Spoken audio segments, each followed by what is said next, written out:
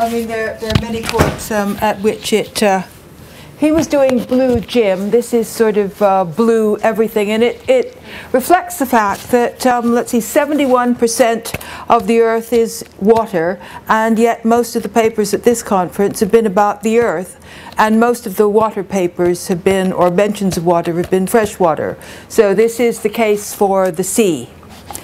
And it arises because I'm an anthropologist, and I set myself up, Anne would say, completely for you know, a fall, because I set out single-handedly to save the Welsh economy.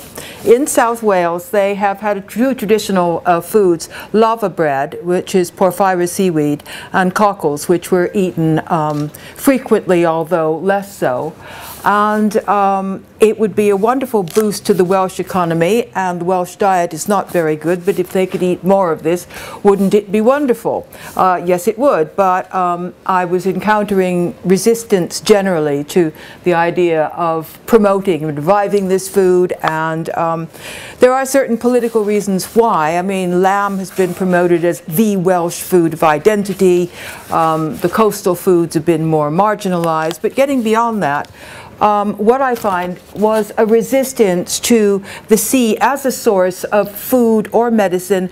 And I must say, I'm talking about not fish, but shellfish and seaweed. So why is that? So this is about setting off to see why this was so. And this is the sort of thing that I was finding myself up against. This is porphyra seaweed. This is the Welsh version, lava bread, and this is the way it's prepared in Japan, dried around sushi, and people will pay a fortune to eat the left, and they will not touch the right. Why is this? And if you say it's the same seaweed, they say no, and again, resistance. So, now, also, the Welsh that see this don't see this as seaweed. They see it as an exotic substance, and therefore it's all right. So you've got categories. So what this paper is about was a bit of reverse engineering, which is my trying to find out what are the roots of this resistance, which is built very largely on a reading or misreading, I hope not, of John and also Nicholas Purcell on fish in the classical world. Because if you look at ancient medicine, which is one of the starting points for this conference, the sea is only mentioned twice.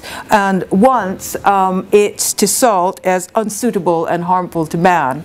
And the second reference is a bad physician is like an incompetent ship's captain in a storm. But all the other references are terrestrial. So you have to ask yourself, in the Mediterranean, why is the sea, in a way, culturally invisible? And this comes down to sort of food as a moral discourse, because in all cultures, once you get past basic food security, then food becomes a moral and symbolic system. There is good food and there is bad food. And it may be bad because it poisons you, but it is presented in a moral way. And in the Mediterranean, what you find is very much the anthropological battle of nature v. culture. The good foods are the foods of culture. Agriculture, so you've got grain, you've got grape, and you've got animal husbandry. These are the good foods. These are the foods that you eat to keep the body in balance. Fish comes from nature, it's from the sea, it's chaotic. This is where you get this embedded thalassophobia, as I will call it. Oh, by the way, this is where I'm coming from. I mean, literally and generally. This is a wonderful piece of high tourist art, Hawaii, Harvest of the Sea, celebrating this thing that's turned out to be a myth, which is the inexhaustibility of the sea. But it just suggests that in places like Hawaii and in fact Asia and South America, there is a very different attitude to the products of the sea and their use and their sustainable use as a resource. And the way the sea is seen in the UK, in much of Europe, definitely in South Wales, is not normal and natural. It is just one of many ways. So here we are. This is where it all begins. It is, I'm arguing, this sort of thalassophobia, that fear of the sea colors a great deal of Western medicine. And you see it here. The classical literature is littered with wonderful descriptions of the chaotic power of the sea, Poseidon driving all before him. Any of the great descriptions are completely timeless of these great marine catastrophes. And you see here some of the fear of the sea. But even this is a kind of a sanitized Olympian version. These are pre-Olympian sea deities. And what you see here is Pontos and Thalassa. This is, she's dressed in seaweed. His hair is seaweed. And you've got the these pinchers, which are sort of identified with the crabs that sort of claw the flesh off of drowned men's bones. And this is an oar that you would associate with drowned seamen. So this gives you some idea of the negative qualities. And these are somehow associated with fish in a way that it doesn't stop people from eating them. And this is the point that I think is made, that if you read a lot of the classical literature, you would think that only terrestrial foods were eaten. The fish is not referred to much, and if you compare it to the archaeological remains, this is absolutely not the case. And if you look at the classical records, you really don't have a very clear view at all of what's going on in the sea. What can we do? Well, we could maybe bathe in it. But once you untangle the bathing literature, there's very little that actually has to do with bathing in the sea. It's mainly bathing in the bath. The sea is for purification.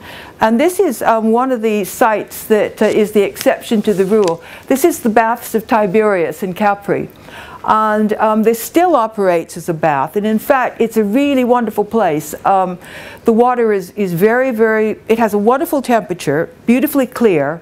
And there's a kind of a natural sort of jet action. It's absolutely an ideal place to be. People still come here just to swim, and you get this free zone, because up there at the top is where Tiberius is meant to have pushed people over onto the rocks. But you've got this discourse going on here too, because Tiberius is one of the most famous sufferers from skin eruptions. And so it was thought that one of the reasons that he favored this place and Capri was it was good for his skin.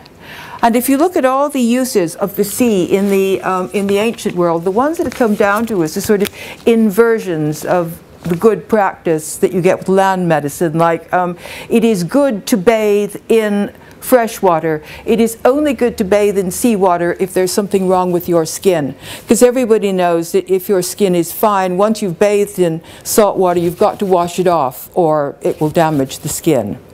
And whereas it's good to drink fresh water, there were very, very few uses of seawater except as purges, and then you would drink as much as you could and then be violently sick, rather than keeping it in and going through you as you would normally. So that's an inversion. And so very little is known about swimming in the sea, even though it was a life skill. It wasn't a great art. I mean, it's very elusive, the sea in classical literature, in terms of either food or medicine. And it's only when you get to the Roman period that you get a great deal more about eating fish. But then what it is not so much for nutrition, but really as part of the cult of luxury, and it's valued because of the danger that it poses in getting it and the expense in bringing it. And this is why I love this, because more than the sort of marine panoramas that you find, this, which is a mosaic showing the floor or the table, under the table, after a feast, shows that people actually ate it. Which, if you were just to read accounts of, many banquets, you wouldn't think that they ate it at all.